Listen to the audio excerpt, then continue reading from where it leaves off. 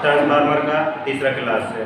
हम इसके पहले जो पढ़े थे पावर लॉस, जो ट्रांसफार्मर जो लॉस होता है उसके बारे में पढ़े थे, जिसमें से हम दो प्रकार के लॉस पढ़े थे। एक होता है कॉपर लॉस और दूसरा है आयरन लॉस। आयरन लॉस भी हम उसमें दो प्रकार के पढ़े थे, जो होता है एडी करंट लॉस और हिस्टेरिस लॉस।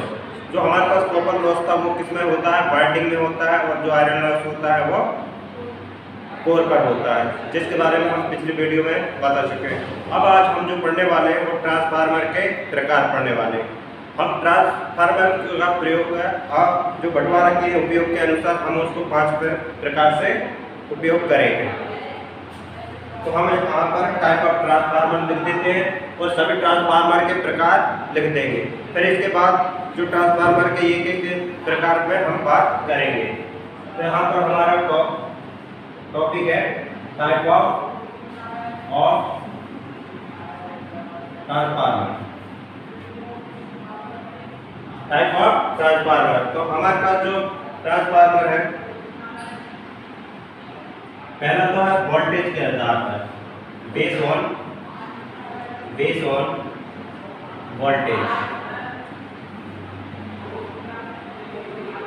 तो बेस ऑन वोल्टेज, तो हमारे पास भी बेस ऑन वोल्टेज के अनुसार हमने दो प्रकार के ट्रांसफार्मर में बांटा गया। पहला है स्टेप अप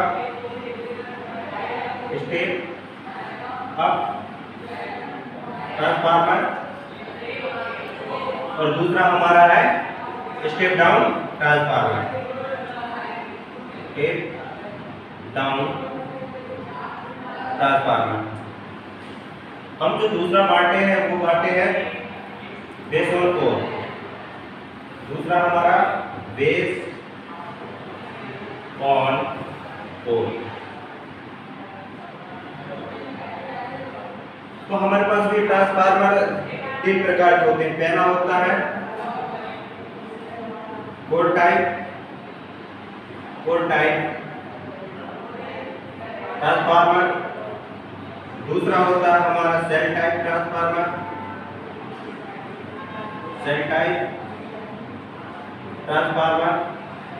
और तीसरा होता है हमारा वेरी टाइप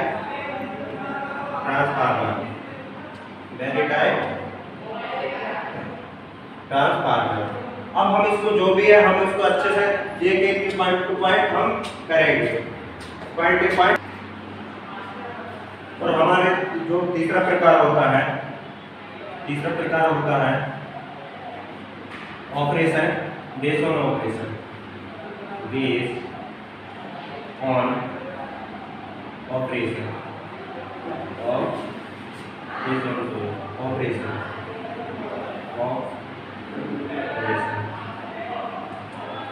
जिसमें भी हमारे पास कितने प्रकार के होते हैं, 2 प्रकार के होते हैं। पहला होता है ऑटो ट्रांसफार्मर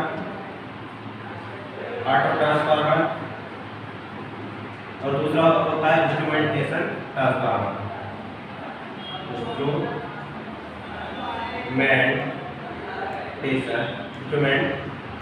इंस्ट्रूमेंट ट्रांसफार्मर। अब जो हमारे पास इंस्ट्रूमेंट ट्रांसफार्मर होता है वो 2 प्रकार के होते हैं।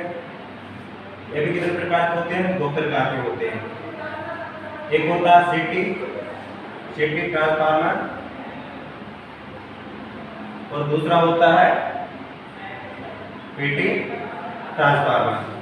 जो हमारे पास सिटी ट्रांसफार्मर है उसमें करंट जो हाई करंट है उसको मापने के लिए करते हैं, और जो पीटी है वो वोल्टेज हाई वोल्टेज को मापने के लिए प्रयोग करते हैं, जिसके बारे में हम अभी एक पॉइंट में पढ़ेंगे। फिर इसके बाद हमारा आता है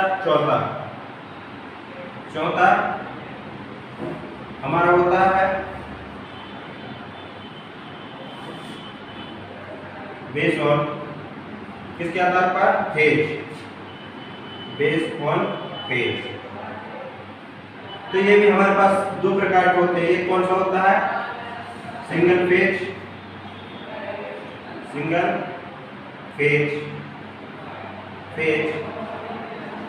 फेज ट्रांसफार्मर, और एक हमारा होता है दूसरा होता है हमारा 3 फेज ट्रांसफार्मर।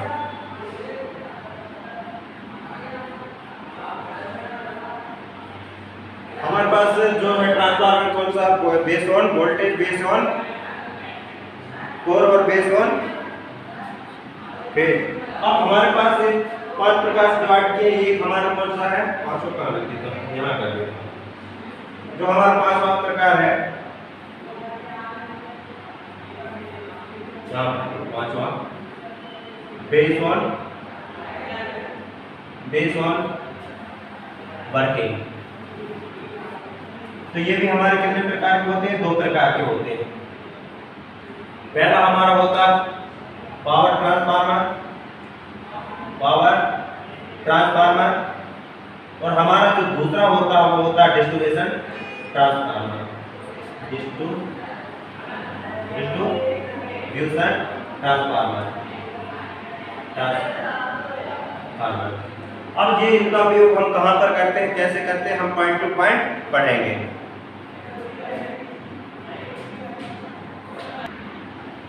जो हमारे पास 5 प्रकार के जो ट्रांसफार्मर थे, जिसमें से पहला प्रकार कौन सा था, बेस्ड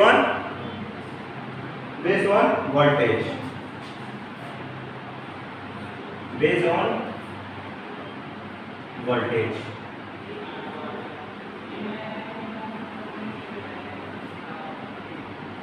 जिसका हमारा पहला प्रकार क्या था, स्टेप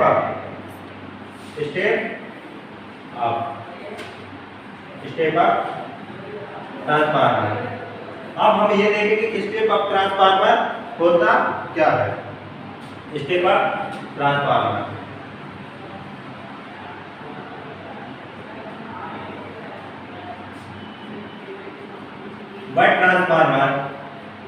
वह ट्रांसफार्मर जो वोल्टेज को, या जिसमें वह ट्रांसफार्मर जिसके द्वारा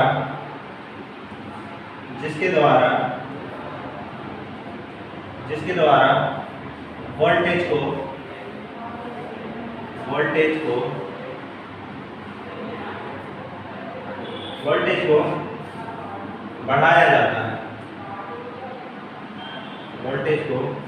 बढ़ाया जाता है,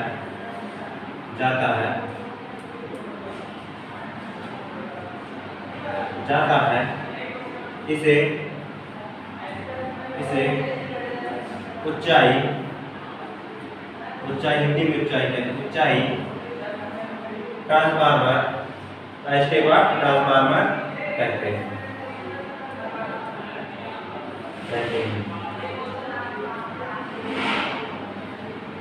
अब दूसरा इसका पॉइंट ये है कि इसमें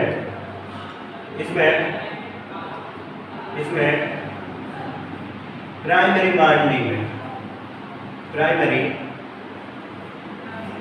वाइंडिंग में टर्नों की संख्या क्या होती है, कम होती है। टर्नों की संख्या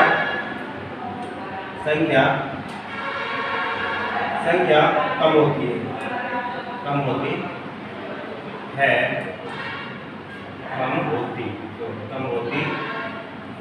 होती है तथा सेकेंडरी में अधिक, सेकेंडरी में नंबर ऑफ टर्न एनएस कर सकते हैं, नंबर ऑफ टर्न ज़्यादा होते हैं। तीसरा पॉइंट ये है कि इसमें जो ट्रांसफार्मेशन रेशियो का मान के, यहाँ पर ट्रांसफॉर्मेशन रेशियो के का मान हमेशा कैसा होता है, के का मान हमेशा 1 से बड़ा होता है, तभी कौन सा कहलाता है, स्टेप अप ट्रांसफार्मर। हमने ये देखो कि हमारे पास क्या है, ये क्या है, ये हमारा क्या है, ट्रांसफार्मर को हम इसमें वाइंडिंग किए, क्या किए हैं, वाइंडिंग कर दी, और हमारे पास एक सेकेंडरी साइड है। अब जो सेकेंडरी साइड है इसमें क्या होगा, टर्न ज्यादा होंगे तब स्टेप अप होगा, जो एनएस है वो क्या होंगे, ज्यादा होंगे, और जो NPS number of turn primary में क्या होंगे, कम होंगे। तब एक कौन सा ट्रांसफार्मर कहलाएगा, स्टेप अप ट्रांसफार्मर। हमने क्योंकि हमारे पास जब फार्मूला पढ़े थे जो चुंबकीय विद्युत वाहक बल उत्पन्न होता है 4.445 एमएस।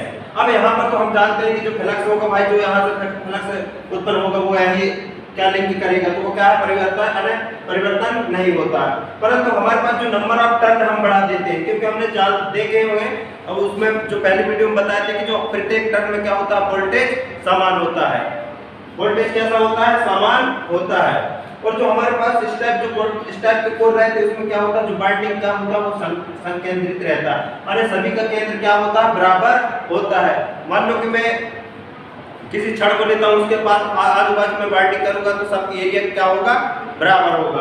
तो हम कह सकते हैं कि यहाँ पर हम यदि नंबर ऑफ टर्न बढ़ाएंगे तो हमारे पास जो ईएमएफ उत्पन्न है वो क्या है, और भी ज्यादा बढ़ेगा। इसलिए हम क्या करते हैं कि प्राइमरी बाइंडिंग से सेकेंडरी बाइंडिंग में ज्यादा नंबर ऑफ टर्न कर देते हैं, तो हम क्या है, स्टेप अप ट्रांसफार्मर बना लेते हैं। हम इसको क्या करते हैं, जैसे कि है ट्रांसमिशन लाइन को क्या ट्रांसफार्म करना है, तो हम क्या करते हैं कि हमारे पास जानते थे कि जो हमारे पास पावर लॉस होती है कैसे होती है, वोल्टेज के विलोमानुपाती। यदि हम वोल्टेज बढ़ाएंगे तो हमारे पास जो पावर लॉस क्या होगी, कम होगी। जो पावर लॉस को कम करने के लिए हम क्या करते हैं कि जो वोल्टेज है हमारा ट्रांसमिशन का उसको बढ़ा देते हैं। इसलिए हम इसका क्या करते हैं, ट्रांसमिशन लाइन पर ज्यादातर यूज करते हैं। इसका इस्तेमाल हम कहाँ पर करते हैं, उच्च वोल्टेज के लिए उपयोग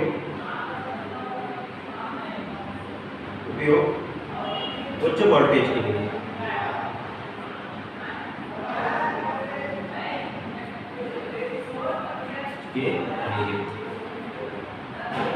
ये ट्रांसमिशन लाइन है। क्योंकि हम जानते हैं क्या होता है, हमारे पास जो पी लॉस होता है वो कैसा होता है, वोल्टेज के विलोमानुपाती। यदि हम क्या करेंगे, वोल्टेज बढ़ा देंगे तो हमारे पास जो हानि होगी क्या होगी, कम होगी। इसलिए हम क्या करते हैं, ट्रांसफार्मर को स्टेप अप करके जो हमारे पास पावर है उसका क्या करते हैं, ट्रांसफार्म करते हैं। और इसका प्रयोग ज्यादातर हम कहाँ करते हैं, ट्रांसमिशन लाइनों में। या हम इसको ये भी कह सकते हैं जो पावर सर्किट में भी है, तो हम जो पावर ट्रांसमिशन लाइन है तो वहां पर करते हैं। और हमारा डाउन ट्रांसफार्मर, जब हमारे पास जो स्टेप अप ट्रांसफार्मर होगी तो हमारे पास जो प्राइमरी वोल्टेज होगा वो किससे छोटा होगा, हमारे पास सेकेंडरी वोल्टेज से। और इसमें हमारे पास जो धारा है वो क्या होगी, धारा किसमें, प्राइमरी बाइंडिंग में ज्यादा होगी, किससे, सेकेंडरी बाइंडिंग से। और हमारे पास जो नंबर ऑफ टर्न होंगे प्राइमरी बाइंडिंग में क्या होंगे, कम होंगे। Number of turn primary binding में क्या होंगे, कम होंगे, किससे, सेकेंडरी बाइंडिंग से। तब ये तीन हो जाएंगे तो हमारे पास क्या होगा, जो हमारे पास जो ट्रांसफार्मर है वो कौन सा ट्रांसफार्मर कहलाएगा, स्टेप अप ट्रांसफार्मर कहलाएगा। हमारा नेक्स्ट जो ट्रांसफार्मर है वो स्टेप डाउन ट्रांसफार्मर है। तो हमारा जो स्टेप डाउन ट्रांसफार्मर क्या होता है हम उसको जानेंगे। हमारा जो दूसरा ट्रांसफार्मर है वो है स्टेप डाउन ट्रांसफार्मर। कौन सा है, step down transformer. Step down transformer. तो स्टेप डाउन ट्रांसफार्मर क्या होता है, वह ट्रांसफार्मर जिसका प्रयोग या जिसका यूज वोल्टेज को घटाने के लिए किया जाता है,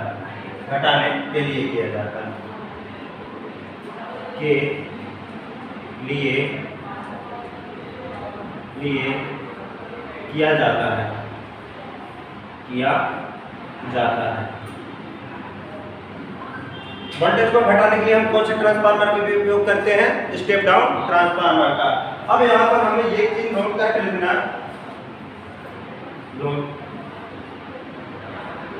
जो प्रति टर्न प्रति टन वोल्टेज होते हैं वो कैसे होते हैं, समान होते हैं। प्रति टन वोल्टेज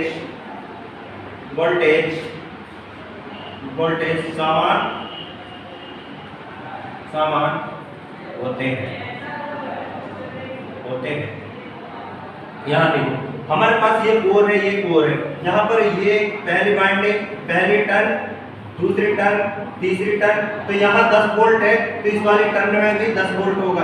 यहाँ 10 वोल्ट है तो इस वाली में भी कैसा होगा, 10 वोल्ट होगा। तो हम क्या कहते हैं, प्रति टर्न जो वोल्टेज का मान होता है वो कैसा होता है, समान होता है।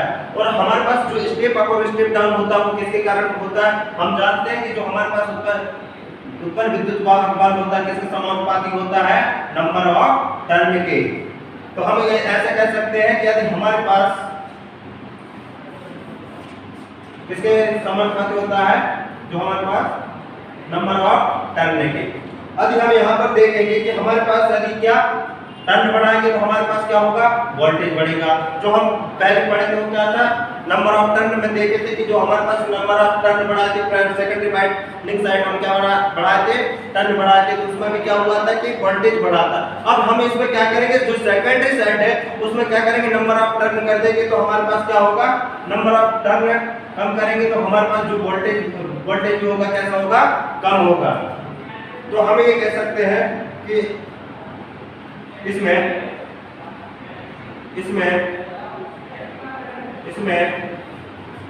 प्राइमरी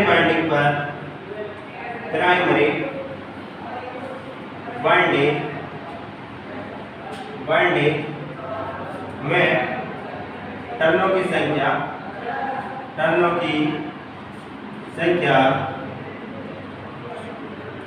अधिक एवं टर्नों की संख्या अधिक एवं सेकेंडरी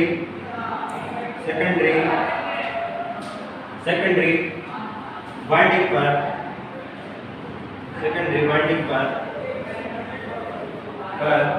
टर्नों की संख्या कैसी होती है, कम होती है। टर्नों की संख्या